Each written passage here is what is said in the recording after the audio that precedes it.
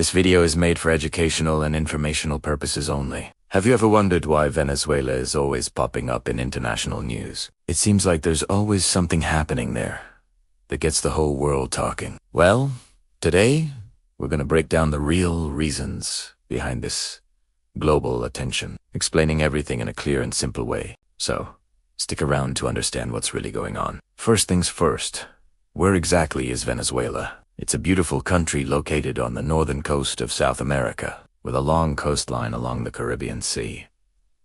Its location is strategically important, but there's something else that truly puts it on the global map. Venezuela is famous for having one of the largest proven oil reserves in the entire world. We're talking about massive amounts of oil buried underground. Oil is a critical strategic resource for the global economy.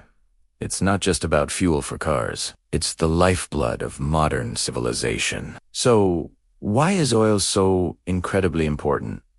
Think about it. Oil powers our world. It's essential for transportation. Cars, trucks, planes, and ships all run on it. It's a key ingredient in countless industries, from making plastics to manufacturing goods. And, of course, it's a major source of energy production, generating the electricity we use every day. Because of this immense importance, countries with large oil reserves, like Venezuela, naturally attract significant international interest and attention. However, for many years now, Venezuela has been grappling with serious economic challenges. The country has faced hyperinflation, which means prices for everyday goods have skyrocketed, making life very difficult for its citizens. Alongside this, its oil production, which was once the backbone of the economy, has significantly declined. These economic struggles have had a huge impact, both at home and on the global stage. These political and economic issues have led to a complex web of international relations.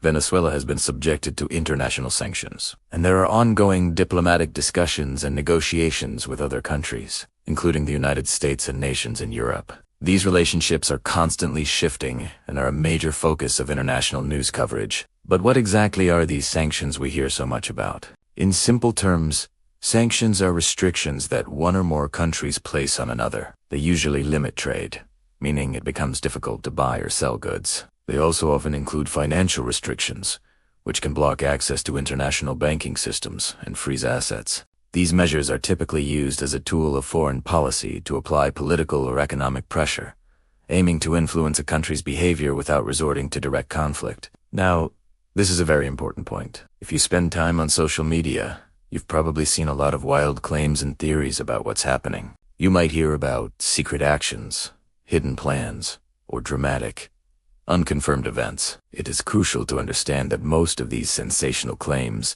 are not confirmed by any official international sources. They often spread quickly online but lack credible evidence. Always be critical of what you see on social media and look for information from reliable news organizations and official statements. So, if it's not all secret plots, what do the experts say? Most political analysts and economists agree that the global interest in Venezuela is primarily connected to two main things: energy markets and regional stability. Major world powers are watching Venezuela's oil industry very closely, and they are also concerned about the potential for instability in the region to affect neighboring countries and international relations more broadly. Let's dive a bit deeper into that connection with the global economy. Because Venezuela has such massive oil reserves, any changes in its ability to produce and export oil can have a ripple effect across the world. A significant drop in its production can tighten the global oil supply, which can cause oil prices to rise. Higher oil prices mean more expensive gas at the pump for you and me, and higher costs for businesses, which can impact the entire world economy. So, what do other countries actually want in this situation? Despite the political disagreements, most countries share some common goals. They're interested in a stable and reliable global oil supply to keep their economies running smoothly. They also generally prefer economic cooperation over confrontation, as it benefits everyone in the long run. The ultimate aim for many is to see a long-term balance restored to the market, and for the situation in Venezuela to stabilize. Looking ahead, what might happen next? Experts believe the path forward will likely involve continued negotiations and diplomatic efforts. We might see new economic agreements being discussed, possibly allowing for a controlled and gradual return of Venezuelan oil to the global market under specific conditions. The focus will probably be on finding a peaceful, political, an economic solution rather than any kind of escalation. And on that note, let's be very clear.